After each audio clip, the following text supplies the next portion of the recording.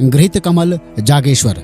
ये एक अनोखी और प्राचीन धार्मिक परंपरा है जो उत्तराखंड के जागेश्वर धाम और कमलेश्वर महादेव मंदिर श्रीनगर में मकर संक्रांति के आसपास होती है। जागेश्वर में ये परंपरा भगवान शिव के ज्योतिर्लिंग को घी से बनी कमल या गुफा में 1 महीने तक तपस्या रत हेतु रखा जाता है और बाद में रोग नाशक प्रसाद के तौर पर सभी भक्तों में बराबर बांट लिया जाता है। यह अनुष्ठान देवताओं द्वारा भगवान शिव को प्रसन्न करने के लिए शुरू किया गया था। इसका पौराणिक महत्व ये है कि सतयुग में जब ताड़कासुर का आतंक बढ़ा तब देवताओं ने भगवान शिव को प्रसन्न करने के लिए और राक्षस से मुक्ति पाने के लिए ये पूजा की थी। इससे प्रसन्न होकर शिव पार्वती विवाह हेतु राजी हुए थे और शिव पार्वती से उत्पन्न उनके पुत्र कार्तिकेय ने ताड़कासुर का वध किया था। अनुष्ठान का तरीका कुछ इस प्रकार से है कि मकर संक्रांति के दिन शुद्ध गाय के घी को उबालकर ठंडा करके कई बार धोकर जमाया जाता है, जिससे ये कमल जैसा रूप ले लेता है। इसी घी की गुफा में या कमल के अंदर जागेश्वर ज्योतिर्लिंग को स्थापित किया जाता है।